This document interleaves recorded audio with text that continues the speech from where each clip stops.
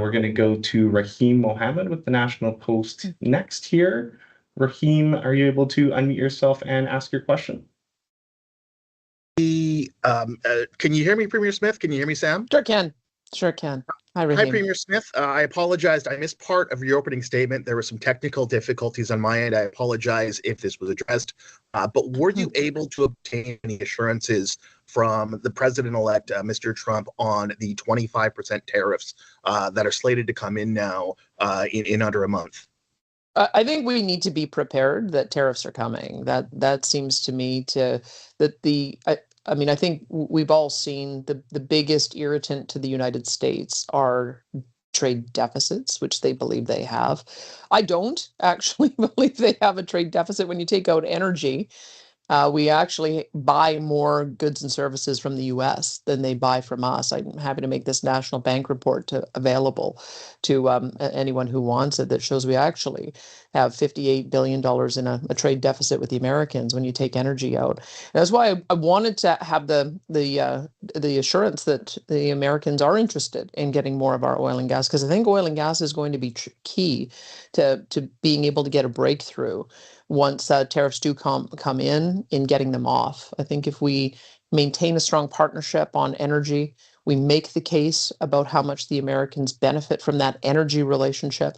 We demonstrate that we are a good trade partner, that we buy more goods and services from America than any other nation, and that we do buy more goods and services when you take energy out. I think we can make that case, but I feel like from what I have seen that it's not my decision to make on tariffs, but we do need to be preparing ourselves for the fact that they're likely to come in on January 20th. So in any of your discussions with President Trump at Mar-a-Lago, did you either raise the topic of the tariffs, or did the question of the tariffs and their potential impact on Canada's economy did that come up in discussion?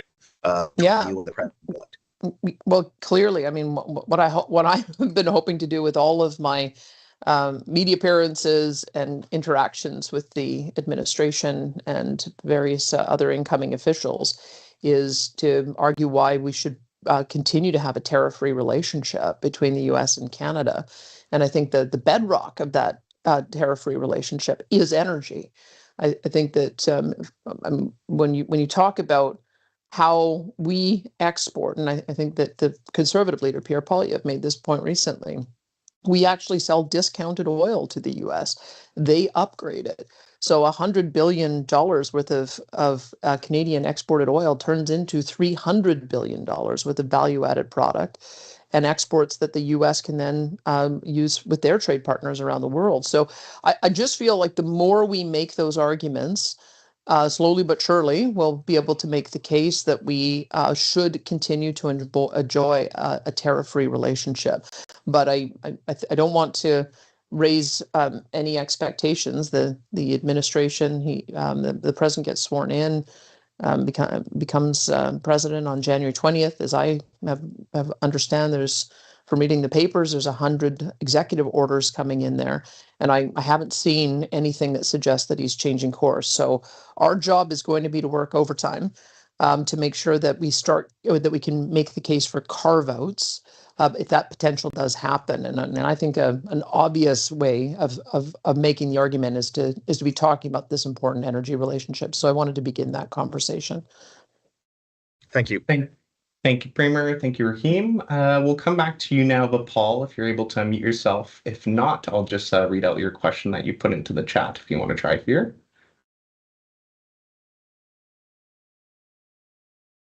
And seeing none, I'll read your question from the chat here. So, Premier, from Bapal, how does PM Trudeau's resignation affect talks? Is Canada's response to the tariff threat being coordinated, or is there a concern about a leadership vacuum? I'm very concerned about a leadership vacuum. That's why I've been calling for an immediate election, because we need somebody at the table who is able to engage with the administration saying, you've got a 4-year mandate, I got a 4-year mandate, let's deal.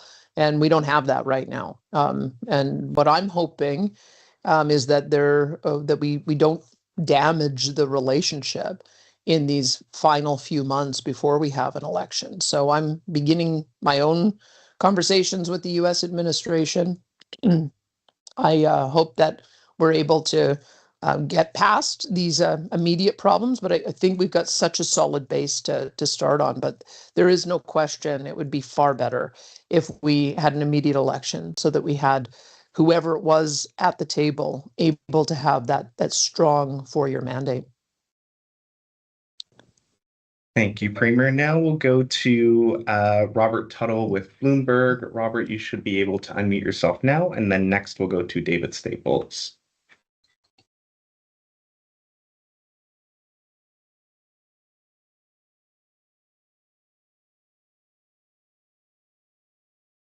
And are you there, Robert?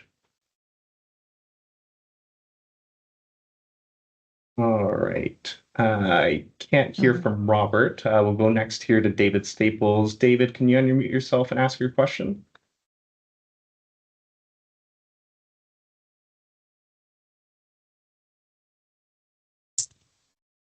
Hi, can you hear me, Premier? Hello? Yeah, I can hear you. Yesterday, Foreign Affairs Minister Melanie Joly talked about, she was asked specifically if in negotiations with Trump, Canada would consider an energy embargo on the United States. And I want to, as leverage, what do you think, what do you make of what she said? Well, first of all, it's oil and gas is owned by the provinces, principally Alberta, and we won't stand for that. And you should never, ever threaten something you cannot do. And I would encourage the minister to look at a map of where Line 5 goes. Line 5 comes down through Michigan to get to Sarnia. And then that feeds the bulk of the supply needed for Ontario and connects with Line 9, which feeds the bulk of the product needed for Quebec. And so if you cut off that line, you are cutting off Ontario and Quebec. So I would encourage the ministers to either understand how our integrated pipeline system works and start looking at ways that we would be able to practically respond, because there's no point in making empty threats that cannot be executed on. So there are other things I'm sure that that we'll all talk about collectively, but let's just remember how integrated our markets are with the Enbridge system, the TC Energy system, that we have a product going back and forth across the border every single day. And we cannot do anything that harms Canadians in such a substantial way. So I just don't take that as a credible threat. I'm sure that the US administration won't either. So we should talk about things that we actually can do as opposed to empty threats. If they were to proceed down that path for some reason, what would be Alberta's response? Well, they will have a national unity crisis on their hands at the same time as having a crisis with our U.S. trade partners. We just won't stand for that. And I don't think Ontarians and Quebec should stand for that as well. They shouldn't be standing by and listening while a federal minister talks about cutting off their energy supply. That's just not on. That makes no sense. Thank you, David, and thank you, Premier. And I see actually we missed the Paul Munga's follow-up here. So Paul Munga, Wall Street Journal, how does the Premier feel about the idea of an export tax? There's going to have to be some kind, if a 25% tariff comes in across the board on all of our goods, there will have to be a Canadian response. My efforts are to try to avoid that altogether. I feel like it would be mutually damaging to have 25% tariffs across the board on US goods coming into Canada. That would harm Canadian citizens at a time when we have an affordability crisis, in the same way that a 25% tariff across the board on our goods to the US will harm US citizens, some more than others. There are some states whose refineries, we've got 50 refineries that rely on Canadian oil. Those states are going to suffer the biggest increase in gasoline prices. So which is also an objective of the administration, is to keep energy costs low. So I hope cooler heads prevail. I hope we're able to make the case that taking out energy, Canada actually has the trade deficit. We're a good partner. We buy a lot of goods from the United States, more than any other jurisdiction, and we should maintain this tariff-free relationship for the benefit of both of us. That's what I hope is the outcome. But and that's what I'll be continuing to argue until we see what actually happens on January the 20th. Thank you, Premier. And then for Robert Tuttle from Bloomberg, he put his question in the chat.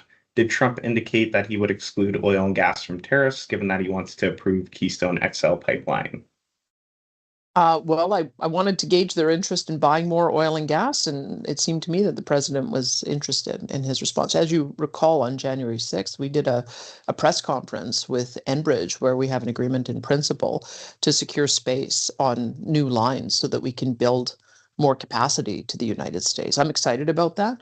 I'm looking forward to seeing other pipeline companies come forward with that. And I was encouraged that there does seem to be an understanding on the part of the president about how we might be able to get more oil and gas to the United States. So I think that's some common ground to start from once the new administration comes in. And that's part of the reason why I'm building the relationships that I am, is that whatever short-term issues that we have right now, we have a long-term relationship with the United States that is going to be incredibly successful, that will result in us being able to build more pipeline access, I think. And I think I would like to see those conversations start very soon. Thank you, Premier. And Robert, if you had a follow-up, feel free to throw it in the chat. While we wait for that, we're going to go to Mikey Jurgic with the Globe and Mail. Mikey, feel free to unmute yourself and ask your question. I think you mean Mickey Judich with Politico, but I will take the question. Thank you. Thank you for doing this, Premier. Did you secure any promises or assurances from Trump that he will exempt Alberta oil and gas from 25% tariff?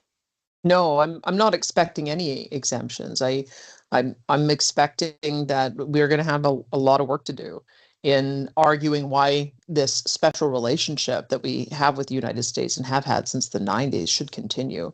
And that's what I'm doing, is just making the case, especially about energy, which is, I think it's number one, it's our largest export, but also the Americans benefit because we sell it at a discount, benefits their consumers by having lower prices, allows them to export higher priced WTI to get higher value for it.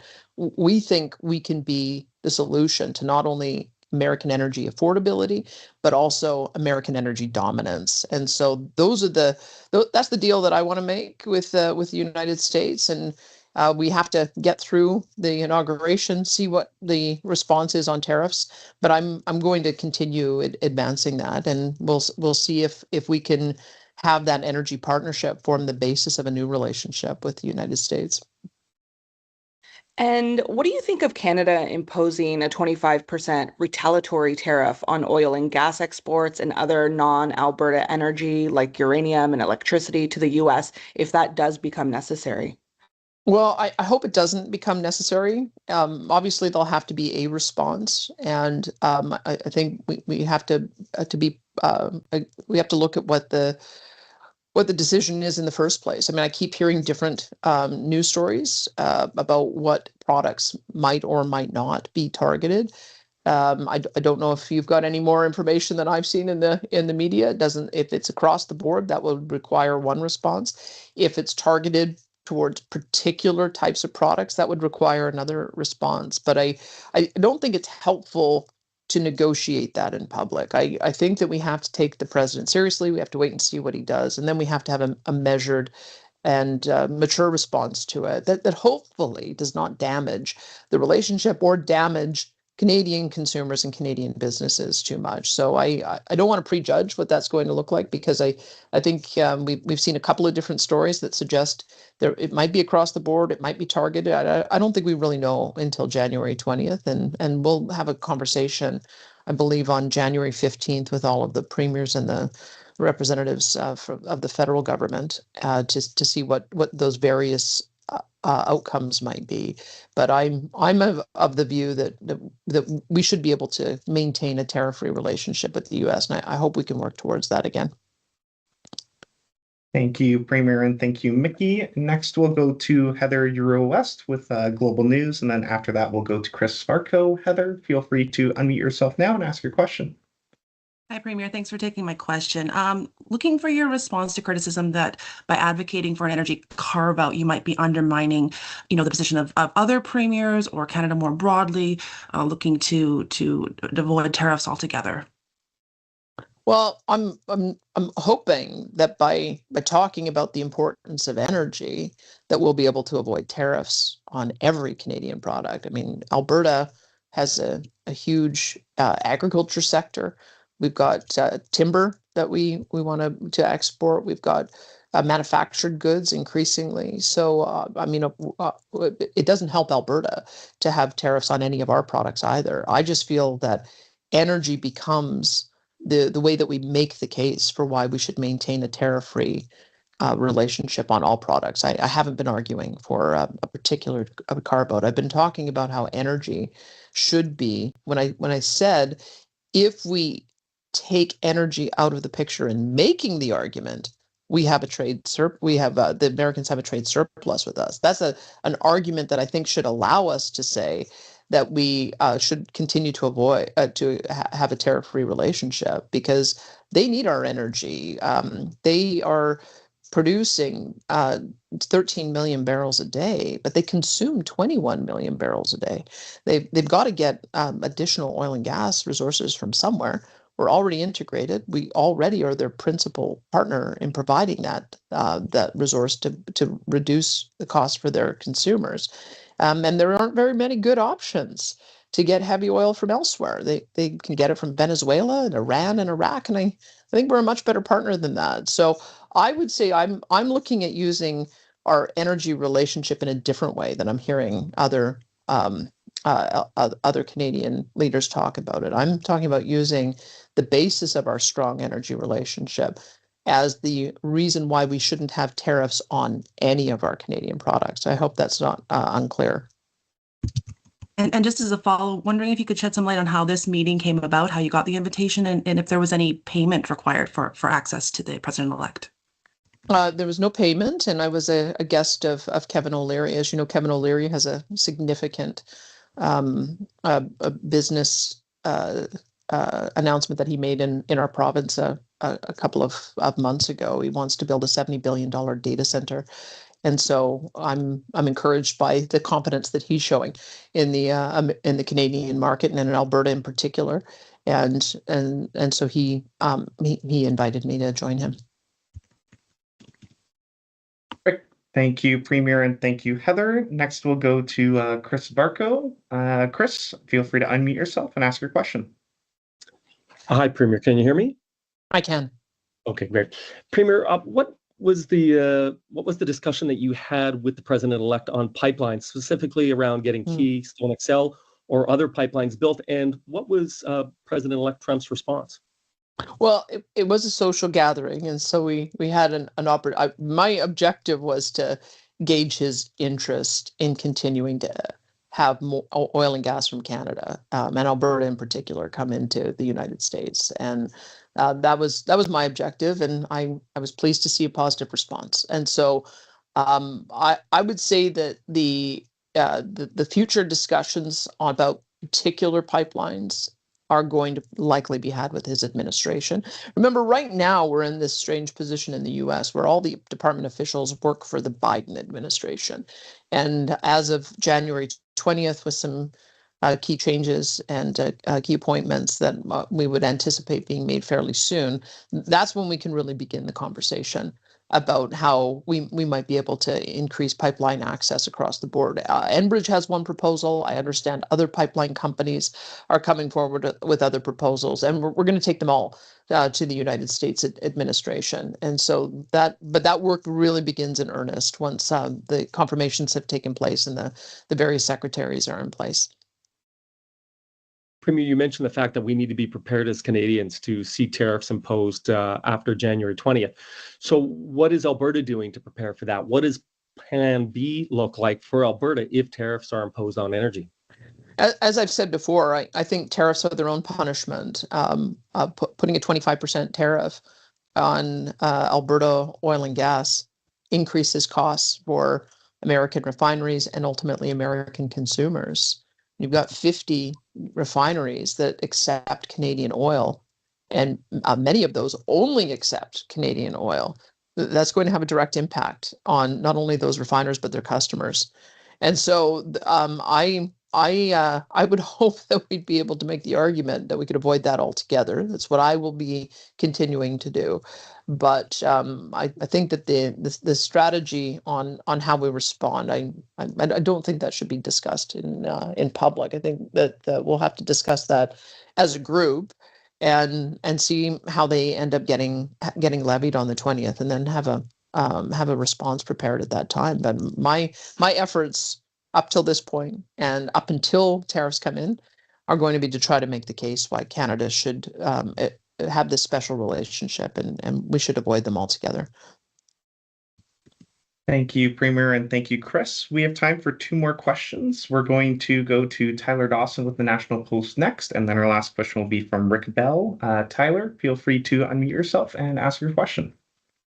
I have to admit, I'm tempted to ask about Sylvester Stallone, but that seems like it would burn a valuable question. He looks just like he does in the movies. That's good for Sylvester. Good for him.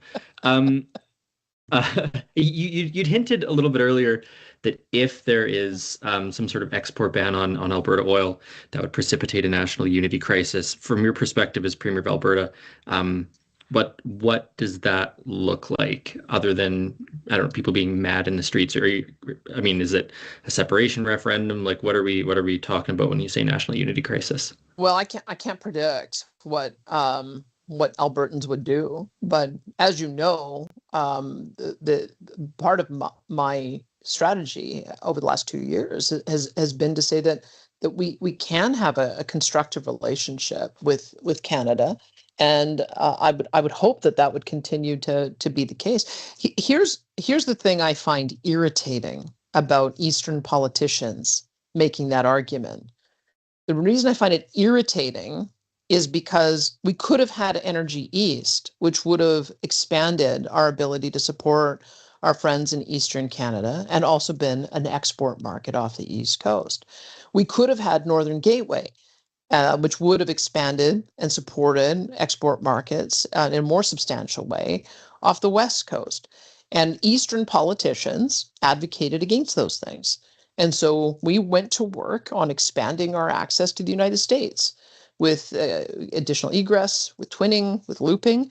We did that because the rest of the country wasn't interested in having that conversation. So to now make the argument that that's a point of leverage is going to be very, very irritating, not only to me, but also to my fellow Albertans. If they want to start the conversation by saying, gosh, maybe we should have had Energy East and Northern Gateway, let's restart that so that we're not so dependent on one customer, I am more than happy to have that conversation. And I hope that's where the conversation goes. But having been so hostile to Alberta's interests and having canceled so many important projects that would have allowed us to have a diversified customer base, it's outrageous to me that they would even propose it.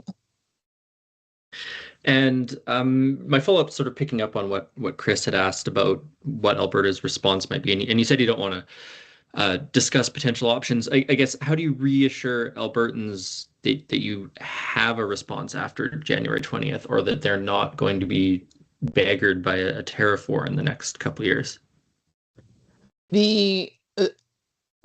I think you'll see what happens on January the 15th. We've got Doug Ford is the head of the Council of the Federation, and so he has been doing a lot of media and a lot of commentary. You'll see as well whoever emerges as the principal voice on trade. At the moment, it seems to be Jolie, but it has in the past been Dominic, and so I'm still a little unclear on who is going to be the voice at the table. I hope to get some clarity on that this week. But I think we need to to hash this out and really understand what the pressure points are and what the solutions are. As I said, I mean, I think the solution is that we find ways to buy more American goods, and that seems to me to be the very logical step that we should take. So I'll put that on the table. I know that there's lots of American products that we want to buy. We want to build more natural gas power plants. We want transformers. We want to build out AI data centers, hopefully with the supply chain from the United States. I think we've got a good story to tell about how we might be able to increase the amount that we buy. We buy lots of food products that come across from the United States. Maybe there's a way to buy more and bring down the cost of groceries in Alberta and Canada. So I would say that's a more constructive conversation about how do we buy more from the Americans, if that's the real pressure point, as opposed to getting into a tariff war. We have to remember the Americans' economy is 10 times the size of ours. And the amount that we export to them is a much smaller share of their overall economy. It's a much larger share of ours, and so we are the ones who are really harmed if we try to get into any kind of prolonged trade and tariff war. So I would say that we know that the president's opening position. We've got to try to find a way to dig down and get to a resolution, and I think that will have to happen in earnest once the inauguration happens on January 20th. Thank you, Premier, and thank you, Tyler. We have time for one last question. That'll be from Rick Bell. Rick, feel free to unmute yourself and ask your question.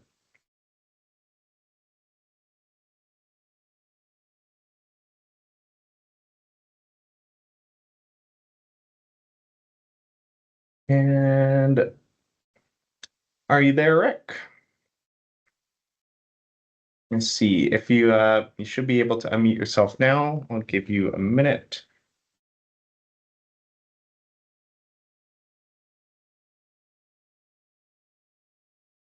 And seeing that,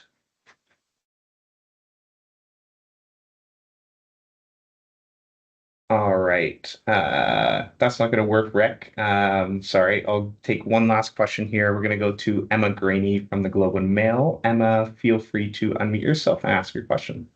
Yeah, g'day, Premier. How's it going? Good, thank you. Excellent. You sound kind of resigned to the fact there will be tariffs. I think that would be kind of fair to say at this point. So how do you minimize damage to Alberta's sector in terms of plans going forward that your government can do here in Alberta to minimize that damage? I'll have to talk with industry about that. I want to see the way in which the tariffs are levied, if indeed they do come through on January the 20th. But I would hope that we could make an argument about how we might get them removed very quickly. That would be my hope. But I don't want to prejudge what that's going to look like. But I haven't seen any indication in any of the president's public commentary or even in the comments that he had with me that he's inclined to change his approach. So I think we have to be prepared for what that's going to look like. And remember, any kind of retaliation that we do on tariffs hurts Canadians. Let's be frank about that. That is that if we put across the board 25% tariffs in place on American goods, that makes the cost of everything for Canadians more expensive. So this is why tariff wars are so painful.